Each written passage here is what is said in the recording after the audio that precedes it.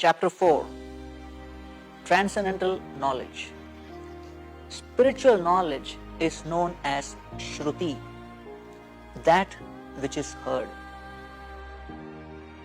In bygone ages, people would hear such knowledge, remember it and assimilate it, and perfectly communicate it to the next person without any adulteration.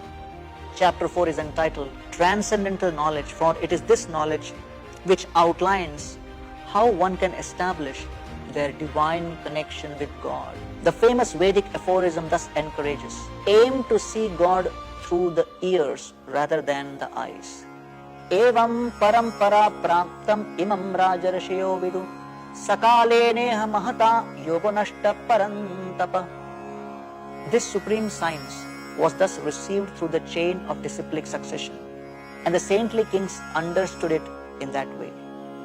But in course of time, the succession was broken, and therefore the science as it is appears to be lost. E stands for eternal education, A for accurate understanding, R for removing reaction, S for sacrifice, and E for eternal education. Verses 1 to 10. Just as every gadget comes with an instruction manual, this entire universe comes with the guidelines which enlighten one about its purpose and function.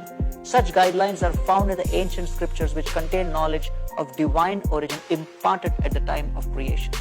Krishna explains how this eternal educational system was originally set up by him. This system perpetuates in the universe through qualified and saintly persons who impart a spiritual knowledge to the masses in a dynamic, relevant, and practical way. Thus, the material creation is essentially a university where we rediscover our relationship with God. As the creator and maintainer, Krishna periodically appears in the world to re-inject spirituality, remove materialistic influences, and ensure the smooth functioning of the universe. Verses 11 to 15. A. Accurate understanding. Most people know something about religion and something about God, but their understanding can often be quite hazy and confused. However, when transcendental knowledge is received through the eternal education system, one gains an accurate understanding.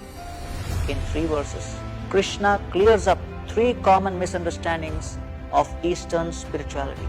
Verse 11 addresses the misconception that all spiritual paths lead to the same destination.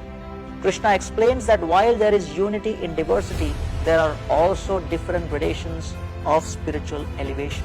Verse 12 addresses the misconception that Eastern scriptures talk of polytheism and the worship of many gods. Krishna re-emphasizes the monotheistic stance that there is only one God. Verse 13 addresses the concern that the caste system is unfair and exploitative. Krishna outlines the true criteria and purpose of such classification. The next section, verses 16 to 24, takes care of R, removing reactions. While transcendental knowledge helps one to clear up philosophical doubts, it also helps one to clear up their karmic bank balance. Karma is a universal law of nature. For every action, there is an equal and opposite reaction. While bad karma is obviously undesirable, Krishna further explains that even good karma should be avoided since it also binds one to material existence. Beyond good and bad are activities performed on the spiritual level, that is, action which yields no reaction and ultimately frees one from the anxieties and such entanglements of this world. Such action is known as a karma. The next section, verses 25 to 42, deal with S or sacrifice. In order to acquire, understand, and realize transcendental knowledge, one must make a sacrifice. While material knowledge is dependent on caliber, spiritual knowledge is dependent on character. Sacrifices help refine one's character so they become eligible to achieve this knowledge.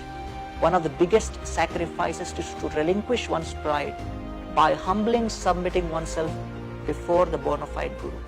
By faithful service and sincere inquiry within such a relationship, the heart becomes a fertile ground for spiritual knowledge to blossom. Tadvidhi pranipatena Pariprashnena sevaya upadekshanti te jnanam jnaninas. Just try to learn the truth by approaching a spiritual master, inquire from him submissively and render service unto him. The self-realized soul can impart knowledge unto you because they have seen the truth.